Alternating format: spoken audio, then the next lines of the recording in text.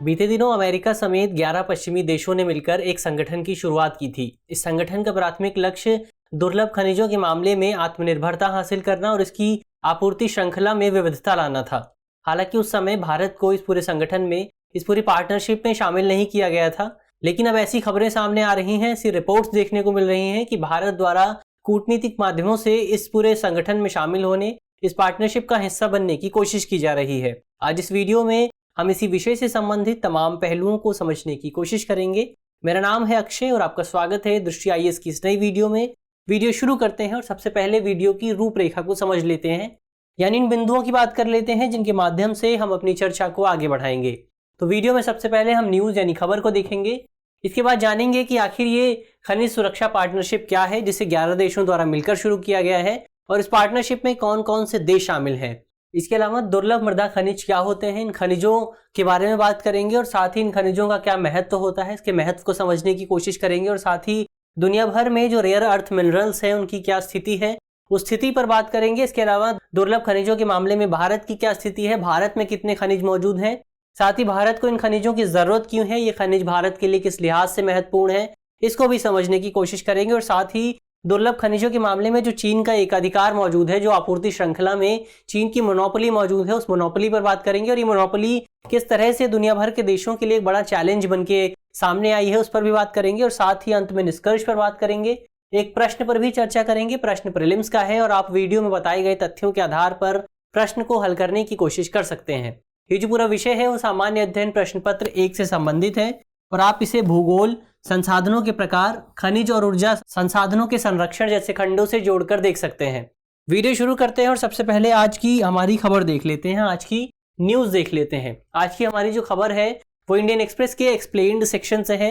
हमारी खबर है what are rare earth elements and why is India keen to join global alliance to ensure their supply, यानी rare earth elements क्या है। सबसे पहले इस पूरी विषय को लेकर इस पूरी खबर में बात की गई है और साथ ही ये भी बताया गया है कि बीते दिनों जो पश्चिमी देशों द्वारा एक गठबंधन बनाया गया था, एक अलायंस शुरू किया गया था, भारत उस अलायंस में शामिल क्यों होना चाहता है। चलिए शुरू करते हैं और सबसे पहले इस पूरी पार्टनरशिप के बारे में बात कर लेते हैं। ये खनिज सुरक्षा पार्टनरशिप क्या है, इस पार्टनरशिप के मायनों को समझ लेते हैं। तो कुछ पश्चिमी देशों द्वारा चाइना +1 रणनीति के हिस्से के तौर पर दुर्लभ मृदा खनिज और अन्य तरह के खनिजों की उपलब्धता सुनिश्चित करने के लिए एक गठबंधन बनाया गया है, एक साझेदारी बनाई गई है। इस पूरी साझेदारी में अमेरिका के अलावा 10 अन्य देश शामिल हैं। उन 10 अन्य देशों में Australia, Canada, Finland, France, Germany, Japan, दक्षिण कोरिया, स्वीडन, यूनाइटेड किंगडम और यूरोपीय आयोग शामिल है। यानी इस तरह से इन कुछ देशों ने मिलकर, कुछ भागीदारों ने मिलकर एक साझेदारी का गठन किया है जिसका प्राथमिक उद्देश्य दुर्लभ खनिजों के मामले में आत्मनिर्भरता हासिल करना और उसकी जो आपूर्ति श्रृंखला है उस आपूर्ति श्रृंखला में विविधता लाना है। और इस पूरी जो पार्टनरशिप को शुरू किया गया है मुख्य तौर पर चाइना +1 रणनीति के हिस्से के तौर पर शुरू किया गया है। इस पूरी पार्टनरशिप का प्राथमिक उद्देश्य महत्वपूर्ण खनिजों की आपूर्ति श्रृंखला में निवेश करना और इसकी आपूर्ति श्रृंखला को और ज्यादा मजबूत करना है ताकि किसी एक देश पर निर्भरता को कम किया जा सके।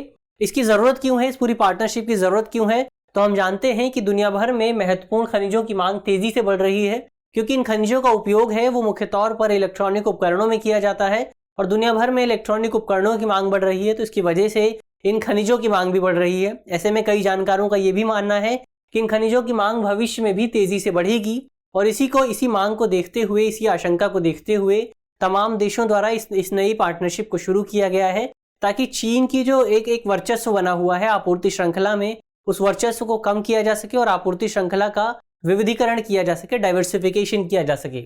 इसमें भागीदार देशों की सरकारों द्वारा जो भी गवर्नमेंट्स इस पूरी पार्टनरशिप में शामिल हैं, उन सरकारों द्वारा आपूर्ति श्रृंखला में निवेश किया जाएगा और उस आपूर्ति श्रृंखला का विविधीकरण किया जाएगा। इस पूरी ये जो पूरी पार्टनरशिप है इसे चाइना +1 रणनीति के तहत शुरू किया गया है और इस पूरी पार्टनरशिप के तहत खनिजों की आपूर्ति श्रृंखला में चीन के वर्चस्व को कम करने की कोशिश की जाएगी। और ये जो चाइना +1 रणनीति है, इस रणनीति का जिक्र हमें सबसे पहले साल 2013 में देखने को मिला था। इस रणनीति का प्राथमिक उद्देश्य ये सुनिश्चित करना है कि निवेशकों द्वारा केवल चीन में ही निवेश न किया जाए, केवल चीन में निवेश करने से बचा जाए, बल्कि अपने निवेश के लिए अन्य वैकल्पिक स्थानों की भी तलाश की जाए, अन्य वैकल्पिक स्थानों पर भी निवेश किया जाए। क्योंकि इससे पहले ये देखने को मिलता था कि पश्चिमी देशों के जो निवेशक थे वो अधिकतर चीन में निवेश करते थे क्योंकि चीन में निवेश उनके लिए काफ़ी लाभदायक होता था, खासतौर पर एक अल्पकाल की अवधि में, लेकिन दीर्घकाल की अवधि में इस तरह का निवेश पश्चिमी देशों के लिए काफी नुकसानदायक देखने को मिल रहा है। तो यही वजह है कि अब एक नई तरह की रणनीति अपनाई गई है, जिसके तहत केवल चीन में निवेश करने से बचने की बात की जा रही है और अन्य वैकल्पिक स्थानों की तलाश करने की कोशिश की जा रही है। चलिए अब आगे बढ़ते हैं और दुर्लभ मृदा खनिज क्या होते हैं, इन खनिजों पर बात कर लेते हैं। तो दुर्लभ मृदा खनिजों यानी रेयर अर्थ एलिमेंट्स को 17 तत्वों का एक समूह माना जाता है, एक ग्रुप माना जाता है, जो कि पृथ्वी की ऊपरी सतह, जिसे क्रस्ट भी कहते हैं, इस ऊपरी सतह में मौजूद होते हैं। इन 17 तत्वों में मुख्य तौर पर 15 लेंथेनाइट्स तत्व और इसके अलावा स्कैंडियम और एट्रियम जैसे तत्व शामिल होते हैं। तो इनको मिलाकर एक पूरा समूह बनता है। इस समूह को मुख्य तौर पर रेयर अर्थ एलिमेंट या दुर्लभ मृदा खनिज कहा जाता है। अब ये दुर्लभ मृदा खनिज होते हैं, इसमें विशेष तौर पर चुंबकीय और रासायनिक गुण मौजूद होते हैं और इन्हीं रासायनिक गुणों के कारण इन तत्वों का, इन खनिजों का काफी ज्यादा महत्व बढ़ जाता है। इनका उपयोग मुख्य तौर पर लोहे जैसी अन्य धातुओं के साथ मिलाकर आधुनिक उपकरणों के निर्माण में किया जाता है। अब यहाँ दिलचस्प बात यह है कि ये जो रेयर अर्थ एलिमेंट्स हैं, ये रेयर इस मामले में नहीं है कि इनकी उपलब्धता काफी कम है, ये काफी कम मात्रा में मौजूद है, बल्कि ये रेयर इस मामले में है कि इनका निष्कर्षण काफी मुश्किल होता है, इनका एक्सट्रैक्शन काफी मुश्किल होता है, इसीलिए इन्हें रेयर कहा जाता है। केवल प्रोमेथियम के अपवाद को छोड़कर, जो कि पृथ्वी में काफी कम मात्रा में मौजूद है और एक रेडियो एक्टिव एलिमेंट है, जो भी अन्य तमाम खनिज हैं वो पृथ्वी की मात्रा में काफी ज्यादा, काफी व्यापक स्तर पर मौजूद हैं और इनका निष्कर्षण काफी मुश्किल होता है, इसी वजह से इन्हें रेयर कहा जाता है। लेकिन इनकी जो मात्रा है वो पृथ्वी की सतह पर काफी ज्यादा व्यापक स्तर पर मौजूद है। चलिए अब आगे बढ़ते हैं और इन खनिजों के महत्व को समझ लेते हैं कि आखिर ये खनिज महत्वपूर्ण क्यों है। तो बीते दिनों अमेरिका के जियोलॉजिकल सर्वे ने एक रिपोर्ट जारी की थी। इस रिपोर्ट में बताया गया था कि मौजूदा समय में उच्च तकनीक वाले इलेक्ट्रॉनिक उपकरणों समेत तकरीबन 200 से अधिक उपभोक्ता उत्पाद ऐसे हैं जिसमें रेयर अर्थ एलिमेंट्स का उपयोग किया जाता है। इन उत्पादों में mobile phone, computer hard drive, electric और हाइब्रिड वाहन, सेमीकंडक्टर्स और फ्लैट स्क्रीन टीवी और मॉनिटर जैसी चीजें शामिल हैं। यानी इन सभी उपकरणों में कहीं ना कहीं, किसी न किसी स्तर पर रेयर अर्थ एलिमेंट्स का उपयोग किया जाता है। इसके अलावा इलेक्ट्रॉनिक उपकरणों में भी इस तरह के एलिमेंट्स का उपयोग किया जाता है, इस तरह के रेयर अर्थ एलिमेंट उपयोग किए जाते हैं। हालांकि ये एलिमेंट इन इलेक्ट्रॉनिक उपकरणों में काफी कम मात्रा में उपयोग किया जाता है, लेकिन इस तरह के एलिमेंट्स को इलेक्ट्रॉनिक उपकरणों के लिए काफी महत्वपूर्ण माना जाता है, क्योंकि यदि इलेक्ट्रॉनिक उपकरणों में इस तरह के एलिमेंट्स उपयोग नहीं किए जाएंगे तो वो इलेक्ट्रॉनिक उपकरण काम ही नहीं करेंगे। इसके अलावा इस तरह के एलिमेंट्स का उपयोग अंतरिक्ष शटल के जो घटक होते हैं, जो कंपोनेंट्स होते हैं, उसके निर्माण में भी किया जाता है। इसके अलावा जेट इंजन के टरबाइन के निर्माण में और ड्रोन के निर्माण में भी इस तरह के एलिमेंट्स उपयोग किए जाते हैं। तो इस तरह से हम कह सकते हैं कि जिस भी देश के पास इस तरह के एलिमेंट्स के भंडार मौजूद होंगे, वो देश जाहिर तौर पर उसकी स्थिति अंतर्राष्ट्रीय स्तर पर काफी ज्यादा मजबूत होगी और वो देश अंतर्राष्ट्रीय स्तर पर जो ऑर्डर बना हुआ है, जो स्थिति बनी हुई है, जाहिर तौर पर उस ऑर्डर को प्रभावित कर सकेगा। तो ये तो हुई कि इस तरह की खनिज क्यों महत्वपूर्ण है। अब दुनिया भर में इस तरह के खनिजों की क्या स्थिति है, उस स्थिति को जान लेते हैं। तो साल 2020 की एक रिपोर्ट के मुताबिक साल 2020 में दुनिया में तकरीबन 120 मिलियन मेट्रिक टन खनिज मौजूद थे और इन खनिजों में जो सबसे ज्यादा भंडार मौजूद था वो चीन के पास मौजूद था। साल 2020 में चीन के पास रेयर अर्थ एलिमेंट का तकरीबन 44 मिलियन मेट्रिक टन भंडार मौजूद था। इस तरह से चीन के पास रेयर अर्थ एलिमेंट का सबसे ज्यादा भंडार मौजूद है। इसके बाद वियतनाम की बारी आती है, ब्राजील, रशिया और इंडिया की बारी आती है। इंडिया के पास मौजूदा समय में 69 lakh metric ton rare earth element का भंडार मौजूद है। इसके अलावा उत्पादन के मामले में बात करें तो साल 2020 में चीन ने रेयर अर्थ एलिमेंट का सबसे ज्यादा उत्पादन किया था। साल 2020 में चीन ने तकरीबन 140,000 टन का उत्पादन किया था, 140,000 टन रेयर अर्थ एलिमेंट का उत्पादन किया था, जो कि साल 2020 के कुल उत्पादन का तकरीबन 57% था। यानी 50% से ज्यादा उत्पादन में हिस्सेदारी मौजूदा समय में चीन की है। इसके बाद दूसरे नंबर पर जो उत्पादक है वो यूनाइटेड स्टेट्स है। अमेरिका में भी रेयर अर्थ एलिमेंट का काफी ज्यादा उत्पादन होता है और साल 2020 में अमेरिका ने तकरीबन 38,000 टन का उत्पादन किया था, जो कि कुल उत्पादन का तकरीबन 15% था। इसके बाद बर्मा यानी म्यांमार की बारी आती है, फिर ऑस्ट्रेलिया, मेडागास्कर और इसके बाद अन्य देशों की बारी आती है। तो ये तो उत्पादन की स्थिति हुई। तो उत्पादन के मामले में भी और भंडार के मामले में भी चीन दुनिया में सबसे पहले नंबर पे है। चीन के पास सबसे ज्यादा रेयर अर्थ एलिमेंट्स का भंडार मौजूद है और साथ ही चीन रेयर अर्थ एलिमेंट्स का सबसे ज्यादा उत्पादन भी करता है। अब आगे बढ़ते हैं और इस पूरे एलिमेंट्स के मामले में भारत की क्या स्थिति है, भारत की स्थिति को समझ लेते हैं। तो रेयर अर्थ एलिमेंट के मामले में भारत के पास दुनिया का 5वां सबसे बड़ा भंडार मौजूद है। यानी भारत के पास 4 देशों के बाद 5वां सबसे बड़ा भंडार मौजूद है। दरअसल रेयर अर्थ एलिमेंट्स को दो श्रेणियों में विभाजित किया जा सकता है। पहली श्रेणी है लाइट रेयर अर्थ एलिमेंट्स की और दूसरी श्रेणी है हैवी रेयर अर्थ एलिमेंट्स की। अब भारत में जो लाइट रेयर अर्थ एलिमेंट्स हैं वो काफ़ी प्रचुर मात्रा में मौजूद हैं, जबकि जो हैवी रेयर अर्थ एलिमेंट्स हैं उनकी मात्रा भारत में काफ़ी कम देखने को मिलती है। लाइट रेयर अर्थ एलिमेंट्स में मुख्य तौर पर लेंथेनम और सेरियम जैसे रेयर अर्थ एलिमेंट शामिल होते हैं, और हैवी रेयर अर्थ एलिमेंट्स में मुख्य तौर पर डिस्प्रोसियम, टेरिबियम और यूरोपियम जैसे एलिमेंट्स शामिल होते हैं। तो इस तरह से जो भारत के पास पांचवा सबसे बड़ा भंडार मौजूद है, इस पांचवें सबसे बड़े भंडार के बावजूद भी भारत अपनी अधिकांश आवश्यकताओं के लिए अन्य देशों से खनिजों को आयात करता है, अन्य देशों से खनिज मंगाता है।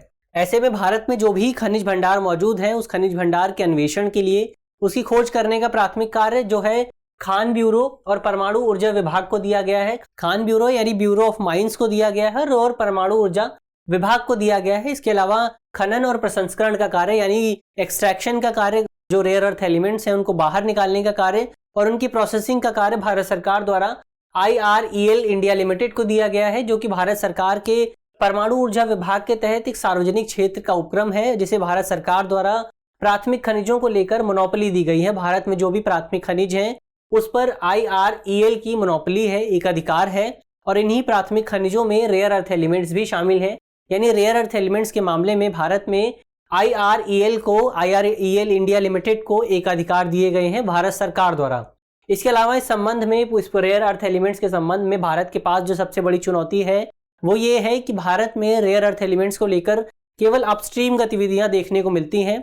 यानी भारत में केवल दुर्लभ मृदा ऑक्साइड्स का निर्माण ही किया जाता है कंपनियों द्वारा, और इसकी प्रोसेसिंग नहीं हो पाती है, क्योंकि भारत में इसकी प्रोसेसिंग के लिए जो तकनीक, जिस तकनीक की जरूरत होती है वो तकनीक मौजूद नहीं है। ऐसी स्थिति में भारत की कंपनियों द्वारा केवल इसकी अपस्ट्रीम गतिविधियों में हिस्सेदारी की जाती है और इसके बाद डाउनस्ट्रीम गतिविधियों के लिए इस ऑक्साइड को भारत की कंपनियों द्वारा विदेशी कंपनियों को बेच दिया जाता है, और इसकी वजह से भारत को ज़्यादा लाभ भी नहीं मिलता है, क्योंकि अंतिम उत्पाद का निर्माण तो विदेशी कंपनियों द्वारा किया जाता है, जिसकी वजह से भारत की कंपनियों को ज़्यादा लाभ नहीं मिलता है। ऐसे में भारत सरकार को इस विषय पर जोर देना चाहिए कि भारत में डाउनस्ट्रीम गतिविधियों के लिए तकनीक विकसित की जाए, ज़्यादा से ज़्यादा उपकरण विकसित किए जाएं, ताकि भारत को इसका कुछ लाभ भी मिल सके।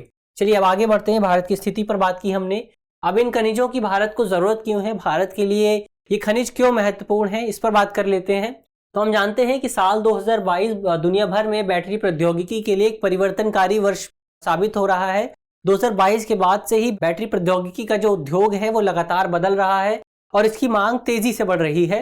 मौजूदा समय में लिथियम आयन प्रौद्योगिकी अपने विकास के एडवांस चरण में है और इस तरह की बैटरी जल्द ही आगे आने वाले समय में कमर्शलाइजेशन की भी एडवांस चरण में पहुंच जाएगी।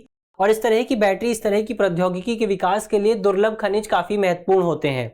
इसके अलावा भारत ने परिवहन क्षेत्र में इलेक्ट्रॉनिक वाहनों की संख्या बढ़ाने के लिए भी योजना तैयार की है। भारत की योजना के मुताबिक भारत सरकार साल 2030 तक 80% दोपहिया और तिपहिया वाहनों को इलेक्ट्रिक वाहनों के रूप में बदल देगी, और इलेक्ट्रिक वाहनों के निर्माण के लिए भी दुर्लभ मृदा खनिज काफ़ी महत्वपूर्ण माने जाते हैं, काफ़ी महत्वपूर्ण घटक माने जाते हैं। ऐसे में यदि भारत को इस तरह के लक्ष्य प्राप्त करने हैं तो भारत को जाहिर तौर पर जो दुर्लभ मृदा खनिज हैं उनकी आपूर्ति को बढ़ाना होगा, उनके उत्पादन को बढ़ाना होगा। इसके अलावा भारत सरकार द्वारा भारत में सौर ऊर्जा को अपनाने पर भी व्यापक स्तर पर जोर दिया जा रहा है, और सौर ऊर्जा की प्रौद्योगिकी के लिए भी रेयर अर्थ एलिमेंट्स को काफ़ी ज़्यादा महत्वपूर्ण माना जाता है। इसके अलावा भारत सरकार डिजिटल प्रौद्योगिकी और डिजिटल इंफ्रास्ट्रक्चर को बढ़ावा देने पर भी जोर दे रही है। भारत सरकार द्वारा डिजिटल इंडिया अभियान, डिजिटल इंडिया मिशन की भी शुरुआत की गई है। तो इस तरह से हमने पहले ही बात की कि डिजिटल उपकरणों के विकास के लिए भी जो रेयर अर्थ एलिमेंट्स होते हैं उन्हें एक अनिवार्य घटक माना जाता है, एक एसेंशियल कंपोनेंट माना जाता है। तो इस पूरी स्थिति में हम कह सकते हैं कि भारत के समग्र विकास के लिए दुर्लभ खनिजों की आवश्यकता भारत को काफ़ी ज़्यादा है। ऐसे में भारत सरकार को जल्द से जल्द महत्वपूर्ण कदम उठाने चाहिए। तो ये तो भारत को इसकी ज़रूरत क्यों है, हमने ज़रूरत पर बात की। अब आगे बढ़ते हैं और दुर्लभ खनिजों पर चीन के एकाधिकार पर बात कर लेते हैं, चीन की मोनोपोली पर बात कर लेते हैं और किस तरह से ये मोनोपोली दुनिया भर के देशों के लिए एक बड़ी चुनौती पैदा कर रही है, इस चुनौती पर बात कर लेते हैं। तो हमने पहले ही देखा कि चीन के पास दुनिया का सबसे ज़्यादा रेयर अर्थ मिनरल्स का भंडार मौजूद है और चीन में इसका उत्पादन भी सबसे ज़्यादा होता है, और यही वजह है कि दुनिया की रेयर अर्थ एलिमेंट्स की जो आपूर्ति श्रृंखला है उसमें चीन की हिस्सेदारी काफ़ी ज़्यादा है और चीन का वर्चस्व भी काफ़ी ज़्यादा है। चीन को इस पूरी आपूर्ति श्रृंखला में एक वर्चस्व, एक प्रभुत्व हासिल हो गया है। एक समय ऐसा था कि चीन द्वारा जो दुनिया भर में जो भी उत्पादन होता है रेयर अर्थ एलिमेंट्स का, उसमें चीन की हिस्सेदारी 90% से भी ज़्यादा थी। तो ये समय था जब चीन इस पूरी आपूर्ति श्रृंखला में चीन का वर्चस्व काफ़ी ज़्यादा था। हालांकि पिछले कुछ समय में इस पूरी आपूर्ति श्रृंखला में उत्पादन में चीन की जो हिस्सेदारी है वो कुछ कम हुई है और मौजूदा समय में चीन की हिस्सेदारी 60% के आसपास है। लेकिन इसके बावजूद भी, इस कम हिस्सेदारी के बावजूद भी दुनिया भर के तमाम देश अपनी आवश्यकताओं के लिए चीन पर निर्भर है।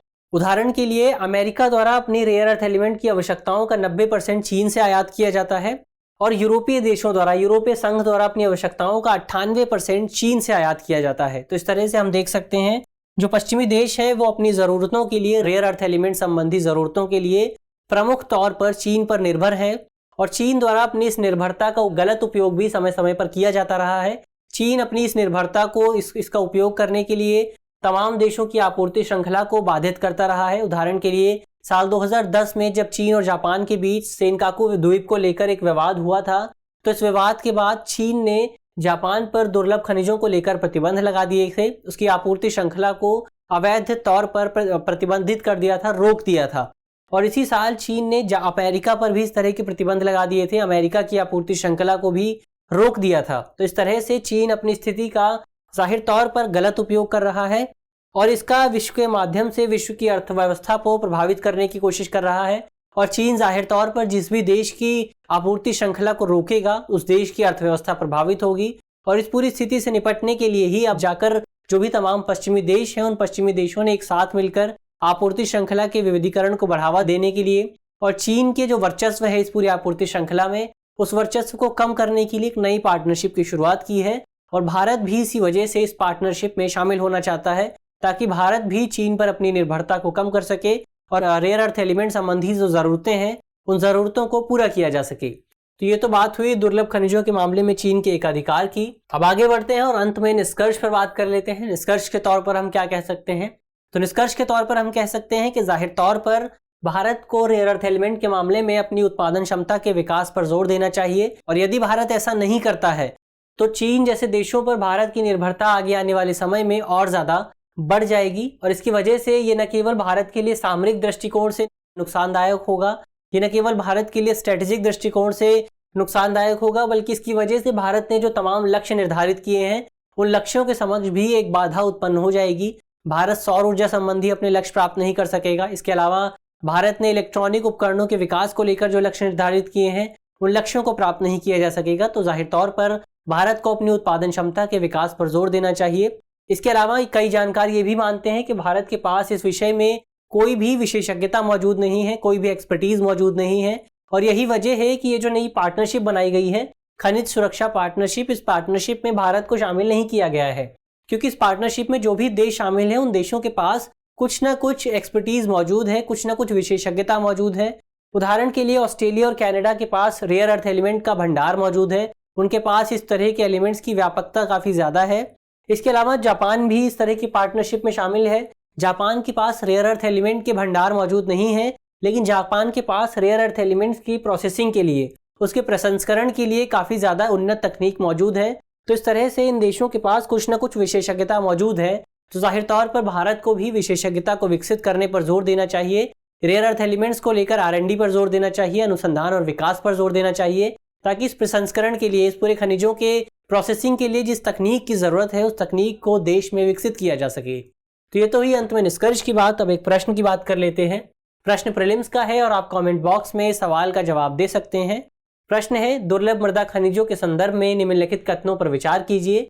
पहला कथन है स्कैंडियम एक दुर्लभ मृदा खनिज नहीं है। दूसरा कथन है भारत में दुर्लभ मृदा खनिजों का दुनिया का दूसरा सबसे बड़ा भंडार मौजूद है। तीसरा कथन है अमेरिका दुर्लभ मृदा खनिजों का दूसरा सबसे बड़ा उत्पादक है। आपको बताना है कि इन तीनों कथनों में से कौन सा कथन सही नहीं है। हमारे ऑप्शंस हैं, ऑप्शन ए केवल एक सही नहीं है, ऑप्शन बी 1 और 2 दोनों सही नहीं है, ऑप्शन सी 1 और 3 सही नहीं है और ऑप्शन डी 1, 2, 3 तीनों ही कथन सही नहीं है। आप कमेंट बॉक्स में सवाल का जवाब दे सकते हैं। मुझे आशा है कि इस वीडियो के माध्यम से जिन भी बिंदुओं पर चर्चा की गई है वो आपको समझ में आएंगे और अगर आपके प्रश्न पत्र में इससे संबंधित कोई भी सवाल आता है तो आप उसे आसानी से हल कर सकेंगे। इसके अलावा इसी तरह की अन्य वीडियो देखने के लिए आप हमारे चैनल को भी सब्सक्राइब कर सकते हैं। धन्यवाद।